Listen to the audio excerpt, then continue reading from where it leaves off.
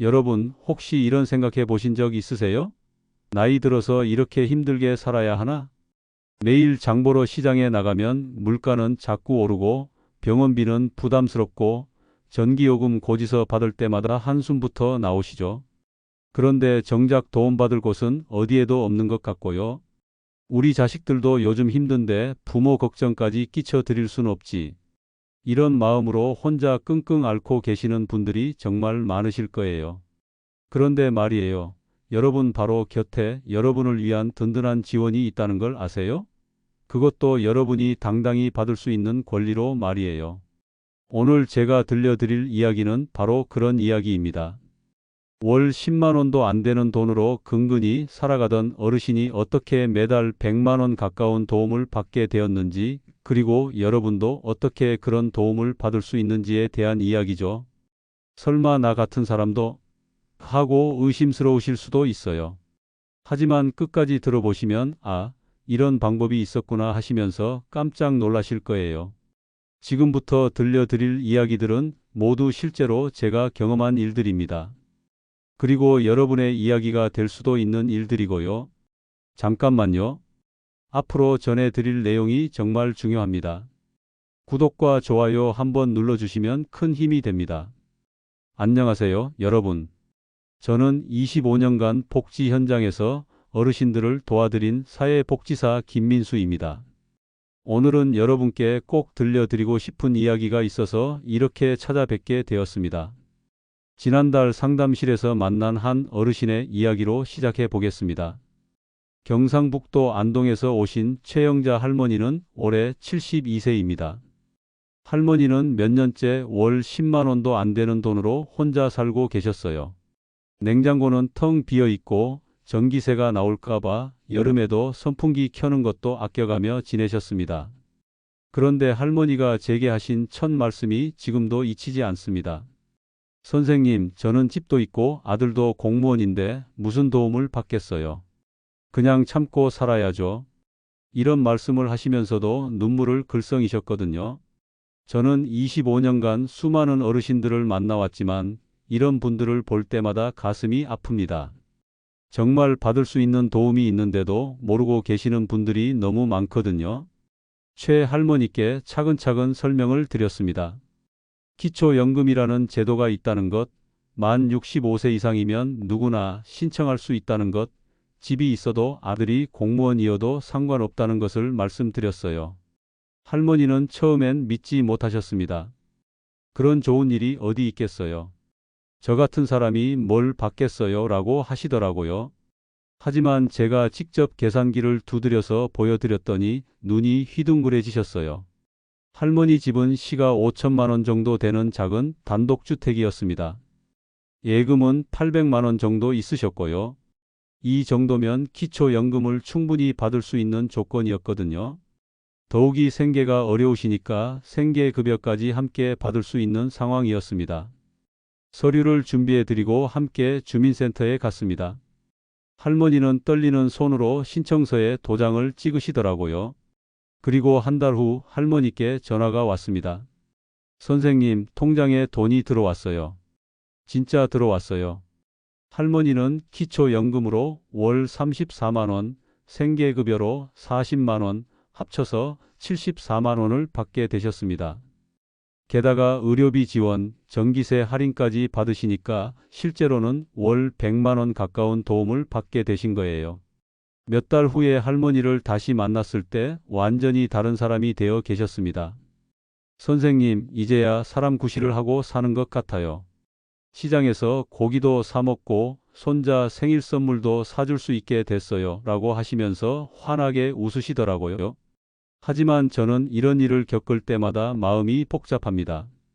왜냐하면 최 할머니 같은 분들이 우리 주변에 정말 많거든요.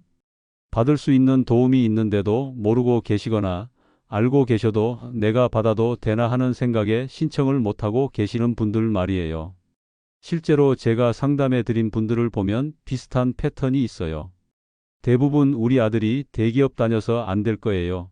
딸이 교사인데 괜히 나라에 민폐일까 봐요. 복잡해서 못하겠어요. 이런 말씀을 하세요. 특히 기억에 남는 분이 있는데 부산에 사시는 박동식 할아버지였어요. 75세이신데 아들이 의사라서 절대 안 될 거라고 생각하고 계셨거든요. 그런데 실제로 계산해 보니까 할아버지는 충분히 기초연금을 받을 수 있는 조건이었어요. 왜냐하면 기초연금은 본인과 배우자의 소득과 재산만 봐요.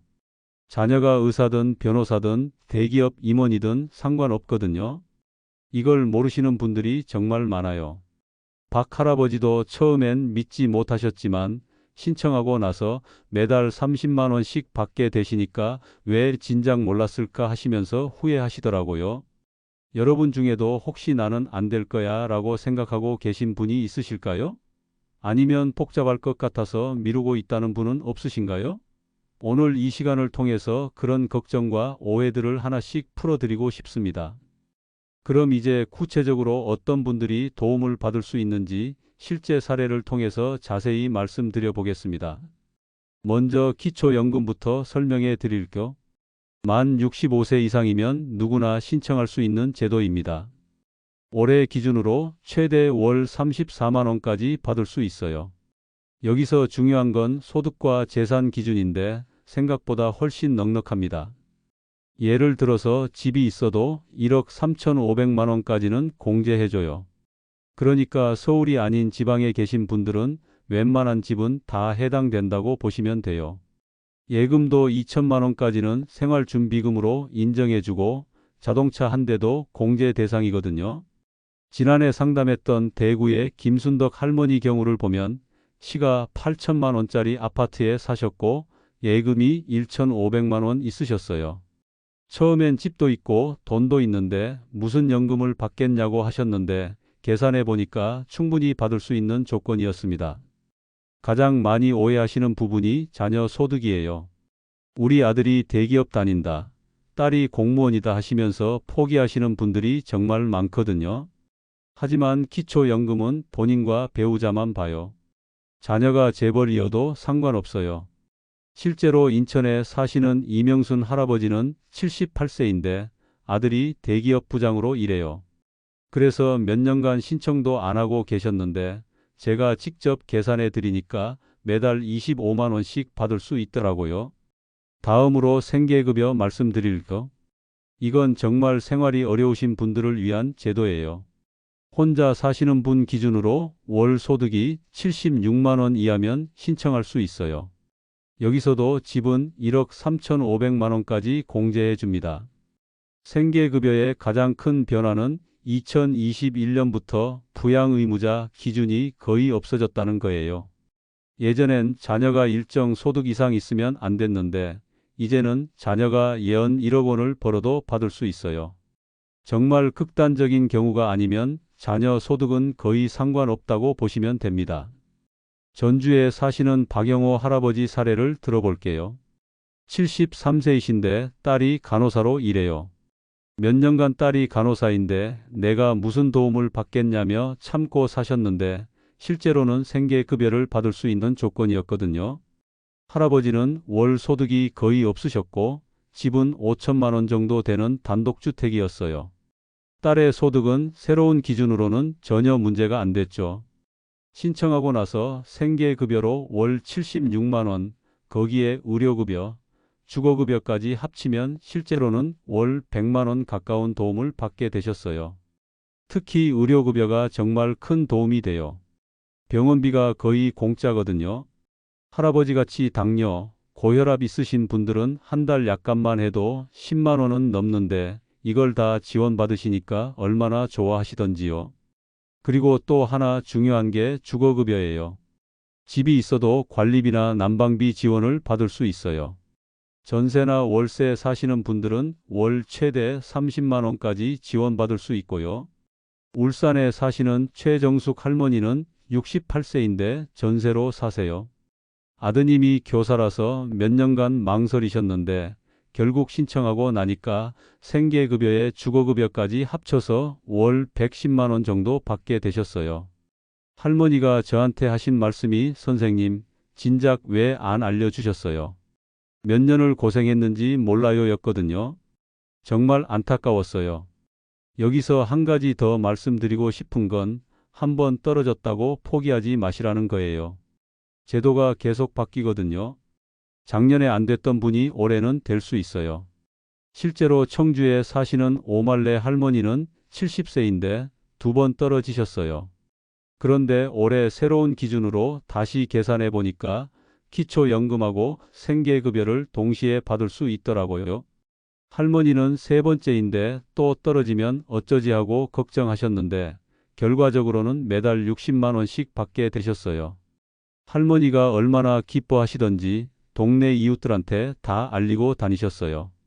이런 일들을 겪으면서 제가 늘 생각하는 건 정보가 얼마나 중요한지예요. 같은 조건인데도 아는 분은 받고 모르는 분은 못 받고 이건 정말 안타까운 일이거든요. 여러분 혹시 주변에 혼자 어렵게 사시는 이웃이 계시면 꼭 알려주세요. 복잡할 것 없어요. 주민센터 가서 상담 받아보라고 하시면 돼요. 공무원들이 친절하게 다 설명해 드려요. 다음에는 왜 이렇게 많은 분들이 신청을 망설이시는지 그리고 그런 걱정들이 사실은 근거 없는 것들인지에 대해서 더 자세히 말씀드리겠습니다. 그런데 정말 안타까운 건 이렇게 좋은 제도가 있는데도 많은 어르신들이 스스로 포기하고 계신다는 거예요. 25년간 상담하면서 정말 많이 들었던 말들이 있거든요. 가장 많이 듣는 말이 우리 아들이 대기업 다녀요입니다. 작년에 만난 강릉의 신말순 할머니도 그러셨어요. 71세이신데 아드님이 삼성에서 일한다고 하시더라고요. 그래서 저 같은 사람이 나라 도움을 받으면 안 되죠라고 하시는 거예요. 하지만 아까 말씀드렸듯이 기초연금은 자녀 소득과 전혀 상관없어요. 아드님이 삼성 임원이어도 받을 수 있어요. 할머니께 이 사실을 설명해 드리니까 정말요? 그럼 저도 받을 수 있어요? 하시면서 눈이 휘둥그레지시더라고요. 또 많이 듣는 말이 딸이 선생님인데 괜히 나라의 민폐일까 봐요예요. 수원에 사시는 김영희 할머니가 바로 그런 경우였어요. 69세이신데 따님이 초등학교 교사거든요. 할머니는 선생님 딸이 복지 혜택 받는다고 하면 체면이 서겠어요 라고 하시더라고요. 하지만 이것도 완전히 잘못된 생각이에요. 복지는 체면 문제가 아니라 권리예요. 평생 세금 내며 사신 분들이 당당히 받아야 할 권리라고요. 그리고 복잡해서 못하겠어요 라는 분들도 정말 많아요. 특히 혼자 사시는 분들은 더 그런 것 같아요. 춘천에 사시는 박정남 할아버지도 그러셨거든요. 75세인데 부인이 돌아가시고 혼자 계세요. 할아버지는 서류가 복잡하고 어디 가야 할지도 모르겠다고 하시더라고요. 그래서 제가 직접 따라가서 도와드렸어요. 실제로는 신분증하고 통장사본만 있으면 돼요. 나머지는 공무원이 다 도와줘요. 특히 거동이 불편하신 분들은 공무원이 직접 집에 와서 도와드려요. 이걸 모르시는 분들이 많더라고요. 부산에 사시는 이순옥 할머니는 다리가 불편하셔서 몇 년간 포기하고 계셨는데 제가 주민센터에 연락드려서 공무원이 직접 방문해 드렸어요. 또 하나 많이 듣는 말이 한 번 떨어졌는데 또 하면 뭐해요예요. 제주도에 사시는 현명자 할머니가 그러셨어요. 70세인데 3년 전에 한 번 신청했다가 떨어지셨대요. 하지만 제도가 계속 바뀌거든요. 특히 부양의무자 기준이 많이 완화됐어요. 할머니 경우도 다시 계산해 보니까 이번엔 받을 수 있더라고요. 할머니가 진작 다시 해볼 걸 하시면서 후회하시더라고요. 그리고 나 같은 사람이 받으면 정말 필요한 사람이 못 받는 거 아니에요? 라고 걱정하시는 분들도 계세요. 대전에 사시는 조수님 할머니가 그러셨어요. 67세인데 정말 착하신 분이거든요. 하지만 이것도 잘못된 걱정이에요. 예산이 정해져 있어서 먼저 오는 사람 순서대로 주는 게 아니에요. 조건에 맞으면 다 받을 수 있어요. 할머니 같은 분이야말로 받아야 할 분이라고 말씀드렸더니 그제서야 안심하시더라고요. 특히 농촌에 계신 분들은 우리 같은 시골 사람들이 뭘 받겠어요 라고 하세요. 전남 고흥에 사시는 윤덕순 할아버지도 그러셨어요. 73세인데 논농사 지으면서 살고 계세요. 할아버지는 서울 사람들이나 받는 거 아니에요? 라고 하시더라고요. 천만의 말씀이죠. 오히려 농촌 어르신들이 더 받기 쉬워요. 집값도 낮고 소득도 적으니까요. 할아버지도 신청하고 나서 매달 30만 원씩 받게 되셨어요. 그런데 정말 놀라운 건 이런 분들이 한번 도움을 받기 시작하시면 완전히 달라지신다는 거예요. 자신감도 생기시고 건강도 좋아지시고 무엇보다 표정이 밝아지세요. 앞서 말씀드린 신말순 할머니는 기초연금 받으시고 나서 이제 손자들 용돈도 줄 수 있게 됐다고 좋아하시더라고요. 김영희 할머니는 병원비 걱정 없이 치료받을 수 있어서 얼마나 좋은지 모른다고 하시고요. 박정남 할아버지는 혼자 살아도 이제 좀 여유가 생겼다면서 동네 경로당에도 나가시기 시작했어요. 예전엔 집에만 계셨는데 말이에요. 여러분, 이런 변화들을 보면서 제가 항상 생각하는 게 있어요. 이분들이 받으시는 건 시혜가 아니라 권리라는 거예요. 평생 열심히 살아오시면서 세금도 내고 나라 발전에 기여하신 분들이거든요. 젊을 때는 자식 키우느라, 부모님 모시느라, 나라 일하느라 정신없이 사셨잖아요. 이제 좀 편하게 사셔야 할 나이에 돈 걱정 때문에 고생하시면 안 되죠. 특히 요즘같이 물가 오르는 시대에 연금 몇십만 원 받는 걸로는 생활하기 어려워요. 그래서 나라에서 이런 제도를 만든 거거든요. 부끄러워할 일이 전혀 없어요. 오히려 못 받고 계신 분들이 안타까워요. 받을 수 있는데도 모르고 계시거나 알고 계셔도 여러 가지 걱정 때문에 포기하고 계시니까요. 그래서 오늘 제가 여러분께 꼭 당부드리고 싶은 말씀이 있어요. 복지는 권리입니다. 여러분이 평생 열심히 살아오신 대가로 당당히 받아야 할 권리라는 거예요. 얼마 전에 만난 여수의 한복남 할아버지 말씀이 아직도 기억에 남아요. 78세이신데 나는 평생 성실하게 세금 내며 살았어. 이제 좀 쉬고 싶다고 하시더라고요. 정말 맞는 말씀이에요. 할아버지는 젊을 때 공장에서 40년 넘게 일하셨어요. 자식들 대학 보내느라, 부모님 병원비 대느라 평생 남는 돈이 없으셨대요. 그런데 이제 나이 들어서 몸도 아프고 생활도 어려워지니까 어떻게 하겠어요. 다행히 상담을 통해서 기초연금하고 생계급여를 받게 되셨어요. 매달 70만 원 정도 되는데 할아버지 표정이 완전히 달라지셨거든요. 이제야 사람 구실을 하고 산다고 하시면서 눈물을 글썽이시더라고요. 이런 일을 겪을 때마다 제가 느끼는 건 정말 많은 분들이 도움을 받을 수 있다는 거예요. 기초연금만 해도 만 65세 이상 어르신 중에서 약 70%가 받을 수 있어요. 그런데 실제로는 그보다 훨씬 적은 분들만 받고 계세요. 왜일까요? 대부분 정보를 모르시거나 알고 계셔도 여러 가지 걱정 때문에 신청을 안 하시거든요. 정말 안타까운 일이에요. 그래서 오늘 이 자리를 통해서 여러분께 구체적으로 어떻게 하시면 되는지 말씀드리고 싶어요. 먼저 신분증하고 통장 사본만 준비하세요. 그리고 가까운 주민센터에 가시면 돼요. 주민센터 가시면 복지 담당 공무원이 있어요. 기초연금이나 생계급여 상담받고 싶다고 하시면 친절하게 안내해 드려요. 서류 작성도 도와주시고 모르는 것도 다 설명해 주세요.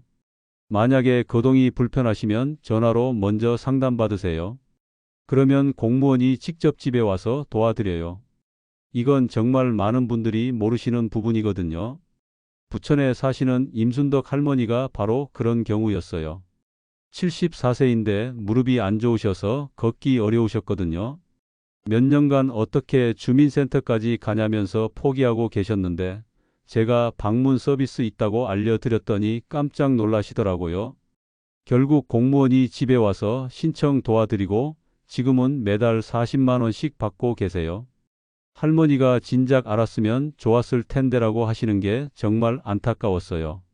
그리고 한 가지 더 말씀드리고 싶은 건 한 번에 모든 걸 다 받으려고 하지 마세요. 기초연금부터 먼저 신청하시고 그 다음에 생계급여 알아보시면 돼요. 차근차근 하나씩 해결해 나가시면 됩니다. 또 놓치기 쉬운 다른 혜택들도 있어요. 전기요금 할인받는 에너지 바우처는 연간 20만 원 넘게 절약할 수 있어요.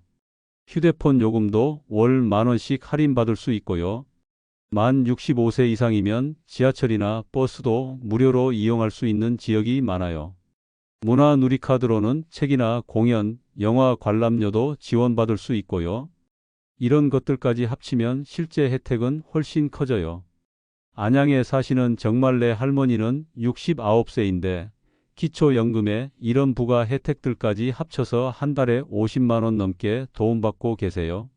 할머니는 이제 손자 장난감도 사주고 친구들하고 영화도 보러 간다고 좋아하시더라고요. 여러분, 이런 제도들이 있는 이유가 뭘까요? 바로 여러분 같은 분들을 위해서예요.